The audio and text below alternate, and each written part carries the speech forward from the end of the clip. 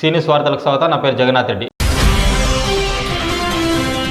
గ్రామాల అభివృద్ధికి ప్రత్యేక నిధులు. జాతీయ ఉపాధి హామీ కింద 6.12 కోట్ల నిధులు మంజూరు. గతంలో నిధుల దుర్వినియోగంపై విమర్శలు. వికారాబాద్ జిల్లా తాండూరు నియోజకవర్గంలోని గ్రామాల అభివృద్ధికి ప్రత్యేక నిధులు మంజూరయ్యాయి.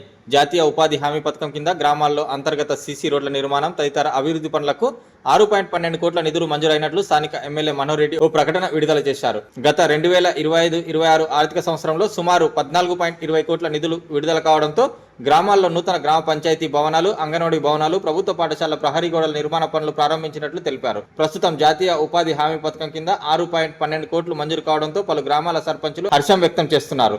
అయితే గత ఆర్థిక సంవత్సరంలో విడుదలైన జాతీయ ఉపాధి హామీ నిధులు కొంతవరకు దుర్వినియోగం అయినట్లు విమర్శలు వచ్చాయి.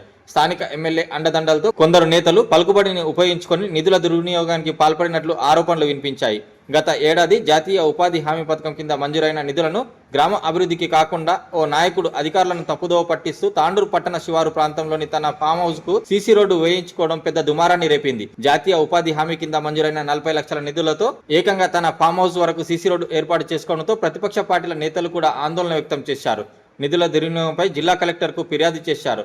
ఈ విషయంపై పార్టీ నేతలు, అధికారులు మౌనం వహించడం అనుమానాలను రేకెత్తించాయి. ప్రస్తుతం జాతీయ ఉపాధి హామీ కింద మంజూరైన 6.12 కోట్ల నిధులతో గ్రామాలను అభివృద్ధి చేస్తారా లేదా నాయకుల స్వంత అభివృద్ధి పనులకు వినియోగించుకుంటారా అంటూ ప్రతిపక్ష పార్టీల నేతలు అనుమానాలను వ్యక్తం చేస్తున్నారు. ఇప్పటికైనా స్థానిక ఎమ్మెల్యే మనోహర్ రెడ్డి నిధుల దుర్వినియోగానికి పాల్పడుతున్న నేతలు, అధికారులపై దృష్టి సారించాలని, అభివృద్ధికే పట్టం కట్టాలంటూ పలువురు అభిప్రాయాలను వ్యక్తం చేస్తున్నారు.